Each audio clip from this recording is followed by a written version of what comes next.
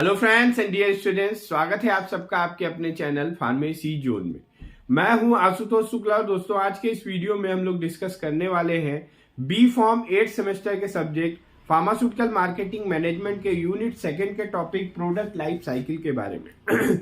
आज के इस वीडियो में हम लोग देखेंगे कि एक प्रोडक्ट की लाइफ साइकिल क्या होती है, मतलब प्रोडक्ट मार्केट में आने से लेके मार्केट से गायब हो जाने यानी उसकी सेल पूरी तरीके से खत्म हो जाने तक के जो उसका टाइम होता है उसे हम कहते हैं प्रोडक्ट लाइफ साइकिल। और इस प्रोडक्ट लाइफ साइकिल में प्रोडक्ट के डिफरेंट स्टेजेस होते हैं, उनके बारे में भी जानेंगे। आइए शुरू करते हैं आज का अपना टॉपिक। और शुरू करने से पहले अगर अभी तक आपने चैनल को सब्सक्राइब नहीं किया है तो तुरंत चैनल को सब्सक्राइब कर लें। तो फ्रेंड, प्रोडक्ट लाइफ साइकिल जो है प्रोडक्ट लाइफ साइकिल ये एक तरीके का हम इसे कह सकते हैं, जैसे इंसानों की लाइफ साइकिल होती है उसी तरीके से प्रोडक्ट लाइफ साइकिल होती है। प्रोडक्ट लाइफ साइकिल का मतलब ये किसी भी प्रोडक्ट की लेंथ है, जो कि लेंथ ऑफ टाइम जब एक प्रोडक्ट मार्केट में इंट्रोड्यूस होता है, product introduce into the market. एक कोई भी प्रोडक्ट जब मार्केट में इंट्रोड्यूस होता है और मार्केट में इंट्रोड्यूस होने से लेके मार्केट से फेस आउट हो जाने तक का जो टाइम होता है, इसी को कहा जाता है प्रोडक्ट लाइफ साइकिल। तो लेंथ ऑफ टाइम, इसे ये कह सकते हैं आप, length of time when a product introduce into the market till the product is face out from the market से उसकी सेल पूरी तरीके से खत्म हो जाए, उस तब तक के फेस को हम क्या कहते हैं, प्रोडक्ट लाइफ साइकिल। जैसे कि इंसानों की life cycle, human beings, animals की लाइफ साइकिल जो होती है कि जब उस एनिमल्स, उस इंसान का बर्थ होता है और जब उसकी डेथ होती है, ये जो टाइम है बर्थ टू डेथ, इसी को कहा जाता है लाइफ साइकिल। सेम वैसा ही एक नया प्रोडक्ट जब मार्केट में लॉन्च किया जाता है उसे कहते हैं प्रोडक्ट, वहां से लेके और प्रोडक्ट जब मार्केट से उसकी सेल पूरी तरीके से खत्म हो जाती है, उस पूरे टाइम को कहा जाता है प्रोडक्ट लाइफ साइकिल। और प्रोडक्ट लाइफ साइकिल की जो स्टडी होती है ये मार्केटिंग मैनेजमेंट के लिए बहुत इंपॉर्टेंट होती है। For the management of marketing यानी मार्केटिंग टीम के लिए बहुत इंपॉर्टेंट होती है, क्योंकि अगर प्रॉपर प्रोडक्ट लाइफ साइकिल की स्टडी है तो उससे हमें ये पता चल सकता है कि कब उस प्रोडक्ट की एडवर्टाइजिंग को हमें इंक्रीज करना है, कब प्रोडक्ट की प्राइस को रिड्यूस करना है, प्राइस को कब रिड्यूस करना है, ये सारी चीजें, और हमें उसका कब नई मार्केट एक्सपेंड करना है और कब नई एक्सपेंड मार्केट को कब हमें एक्सपेंड करना है और कब उसके पैकेजिंग में कुछ चेंजेस करने हैं। ये सब जो पैकेजिंग चेंजेस, ये सारे क्राइटेरिया हमें तभी पता चल पाते हैं जब हम प्रॉपर प्रोडक्ट लाइफ साइकिल के स्टडी रहती है।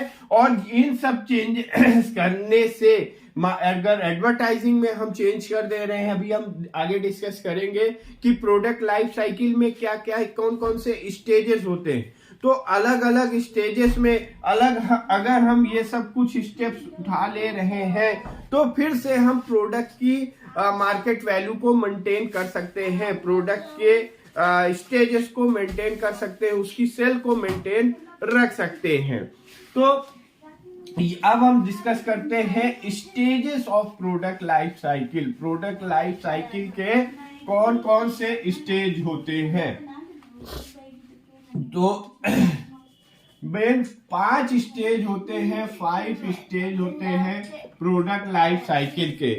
सबसे पहला होता है इंट्रोडक्शन, जब हमारा प्रोडक्ट इंट्रोड्यूस होता है। ये टोटल 5 स्टेजेस। सबसे पहला introduction, then second one is growth, third one is maturity, fourth one is decline, and fifth and last one is abandonment. Introduction मतलब होता है कि जब ये प्रोडक्ट मार्केट में लॉन्च किया जा रहा है, ये फर्स्ट टाइम मार्केट में आ रहा है, फर्स्ट टाइम इन मार्केट में पहली बार जब ये लॉन्च किया जा रहा है, इस फेज को कहा जाता है, इस स्टेज को कहा जाता है इंट्रोडक्शन। और ये जो स्टेज होता है, यहाँ पे प्रोडक्ट के रिगार्डिंग कस्टमर जो होता है वो पूरी तरीके से अननोन होता है। अननोन का मतलब थ्रू द एडवर्टाइजिंग कस्टमर उस प्रोडक्ट को जान सकता है, अगर कंपनी ने उसकी प्रॉपर एडवर्टाइजिंग की है तो। बट फिर भी कस्टमर अननोन होता है क्योंकि कस्टमर ने उस प्रोडक्ट को यूज नहीं किया है, और जब तक कस्टमर किसी प्रोडक्ट को यूज नहीं करता है उसके साथ उसका बिलीफ नहीं जुड़ता है। जब और कस्टमर किसी भी प्रोडक्ट को रेगुलर परचेस तभी करता है जब वो उस प्रोडक्ट को यूज करके उसका बिलीफ जनरेट हो जाता है। मीन उस प्रोडक्ट की जो भी क्वालिटीज हैं, जिस भी डिजायर के लिए कस्टमर उस प्रोडक्ट को परचेस कर रहा है, वो डिजायर उसकी फुलफिल हो रही है, नीड सेटिस्फाई हो रही है, देन वो उस प्रोडक्ट का मेन कस्टमर बनता है। तो फर्स्ट टाइम इन मार्केट जब प्रोडक्ट हमारा लॉन्च हो रहा है, that is introduction phase. At the time of introduction phase customer is unknown to product, और इस फेज पे प्रॉफिट जो होता है लो होता है क्योंकि एडवर्टीजमेंट हाई होता है। इस फेज पे जितना ज्यादा हम एडवर्टीजमेंट करेंगे, कंपनी जितना ज्यादा प्रोडक्ट का एडवर्टीजमेंट करेगी, उतना ही कस्टमर अटेंशन उस प्रोडक्ट को मिलेगा। और यहाँ पे प्रॉफिट लो होता है क्योंकि एडवर्टीजमेंट हाई होता है और प्राइस भी थोड़ा यहाँ पे इस समय पे हाई होता है। ये जो फेज होता है, और इंट्रोडक्शन फेज पे कुछ स्ट्रेटजीज का अगर यूज करती है कंपनी, देन वो इस फेज पे, इस स्टेज पे बेटर परफॉर्म कर सकती है। जैसे कि मनी रिटर्न पॉलिसी कई बार दी जाती है कि आप प्रोडक्ट को इस्तेमाल करें और अगर प्रोडक्ट से सेटिस्फाई नहीं होते हैं देन आपको मनी बैक मिल जाएगा। ये मनी रिटर्न पॉलिसी या मनी बैक पॉलिसी जो होती है, ये जनरली इसलिए यूज की जाती है कि कस्टमर एटलीस्ट एक बार आपके प्रोडक्ट को यूज करे। कुछ यहाँ पे हम गिफ्ट प्रोवाइड कर सकते हैं, जैसे कई बार आप देखें कि कुछ नए प्रोडक्ट जब मार्केट में लॉन्च होते हैं तो उनके साथ कुछ एक्स्ट्रा चीजें, कुछ फ्री मिलता है, तो वो प्रोवाइड करके हम कस्टमर को अट्रैक्ट कर सकते हैं और एक्स्ट्रा मार्जिन दे सकते हैं, या कुछ हम अदर डिस्काउंट दे सकते हैं डीलर्स को। अगर हम डीलर्स को भी ज्यादा बेनिफिट, ज्यादा प्रॉफिट देंगे तो वो हमारे प्रोडक्ट को प्रमोट करेंगे। तो इस स्टेज को कहते हैं इंट्रोडक्शन स्टेज, और इस स्टेज पे जितना ज्यादा ये इन स्ट्रेटेजीज का यूज करके हम अपने प्रोडक्ट को एडवर्टाइज कर लेते हैं,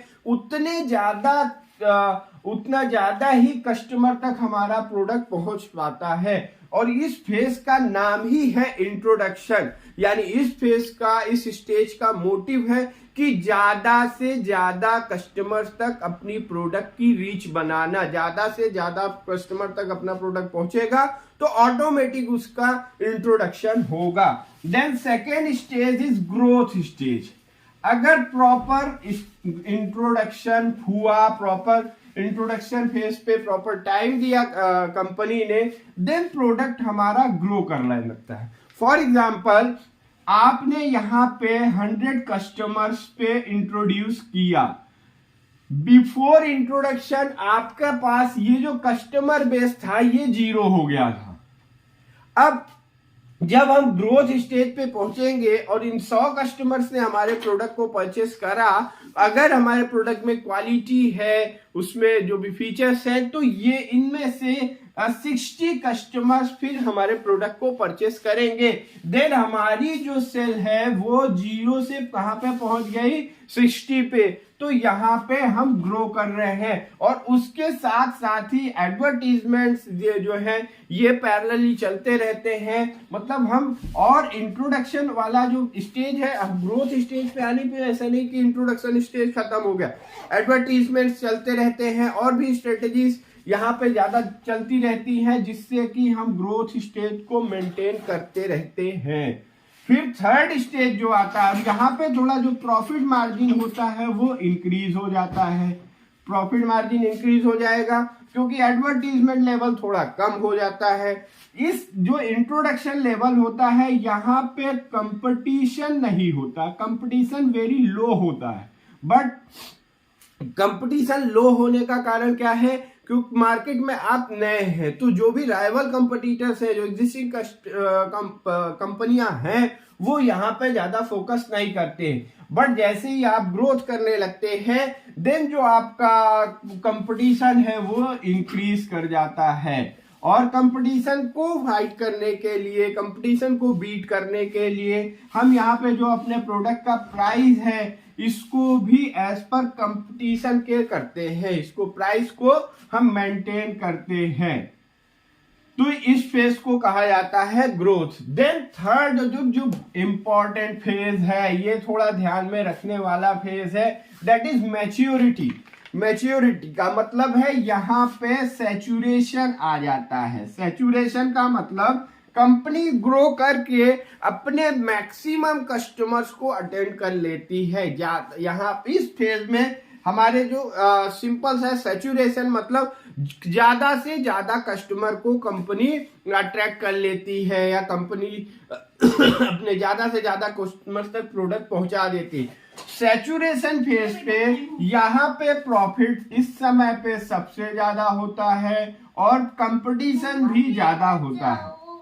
अगर इस फेज पे जो कंपनी है हमारी वो अपने प्रोडक्ट के साथ कुछ इनोवेटिव, कुछ नया नहीं करती है, क्योंकि सैचुरेशन आ गया है, अब हमको अपने प्रोडक्ट के साथ कुछ नया करना होगा। कुछ नया करने का मतलब उसमें कुछ फीचर्स को ऐड ऑन कर दे, पैकेजिंग वगैरह में कुछ चेंजेस कर दे, अदरवाइज क्या होगा, फिर ये सैचुरेशन मतलब अब कस्टमर बेस उस एग्जिस्टिंग प्रोडक्ट के साथ इंक्रीज नहीं हो रहे हैं, तो हमारा आ जाएगा कौन सा, डिक्लाइन फेज। डिक्लाइन फेज का मतलब अब यहाँ पे प्रोडक्ट की सेल डिक्रीज होने लगेगी, सेल हमारी डीग्रो करने लगेगी।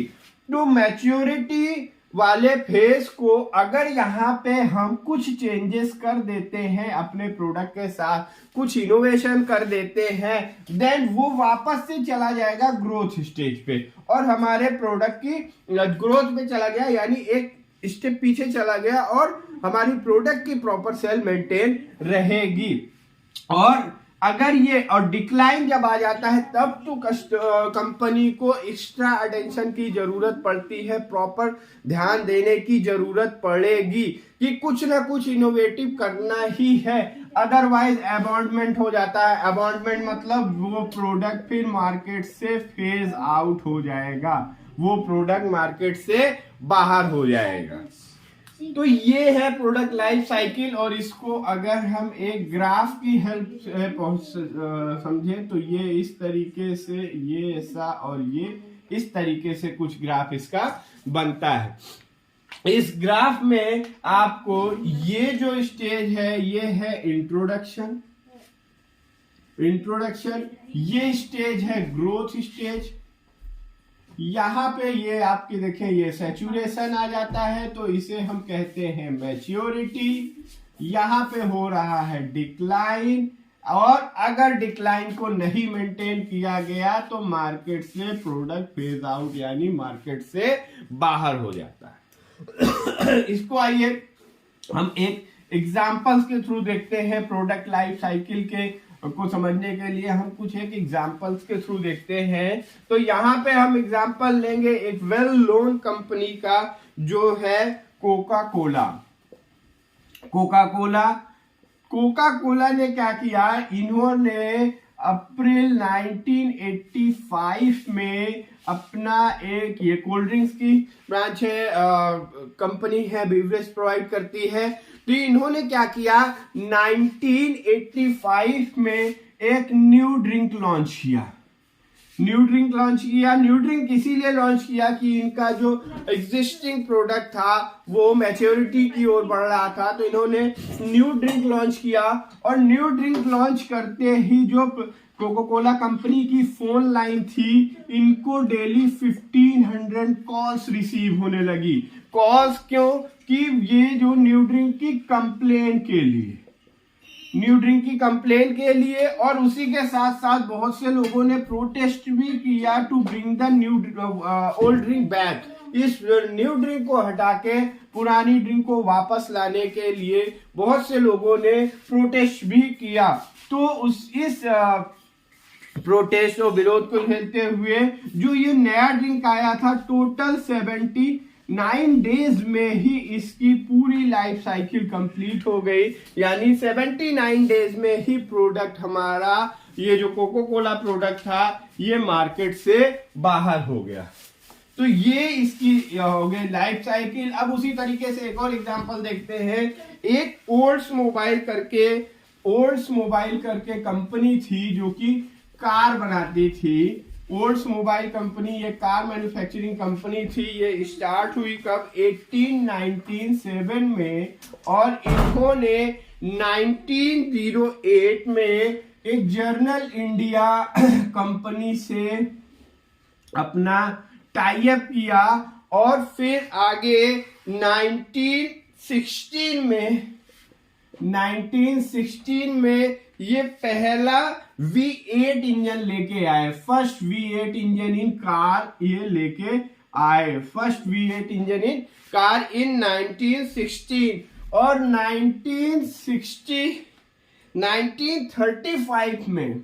1935 में ये 1 मिलियन की कंपनी बन गई।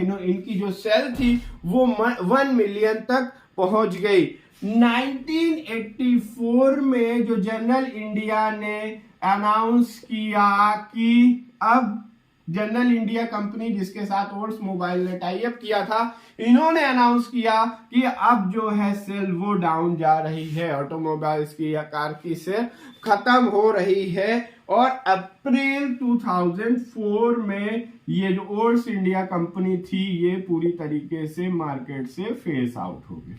तो यहाँ पे देखें कि ये इसका क्या था, इंट्रोडक्शन। फिर यहाँ पे इन्होंने ग्रोथ करी, यहाँ पे इनकी आई ये मैच्योरिटी के बाद ये डिक्लाइन होने लगे, और डिक्लाइन होने के बाद ये अबॉर्डमेंट यानी मार्केट से बाहर हो गए। इसी में अगर यहीं पे ये जब ग्रोथ वाले फेज है और ग्रोथ के बाद जब मैच्योरिटी आ जा रहा है, तो यहाँ पे कंपनी अगर कुछ इनोवेटिव कर देती है अपने प्रोडक्ट के साथ, देन वो प्रोडक्ट की सेल को मेंटेन कर सकते हैं। तो गाइस ये था प्रोडक्ट लाइफ साइकिल के बारे में। आई होप कि आपको टॉपिक समझ में आया होगा। इस टॉपिक से रिलेटेड कोई भी क्वेरी हो तो आप कमेंट बॉक्स में ड्रॉप कर सकते हैं। टॉपिक के PDF नोट को डिस्क्रिप्शन बॉक्स में दिए हुए लिंक से डाउनलोड कर सकते हैं। Thank you very much.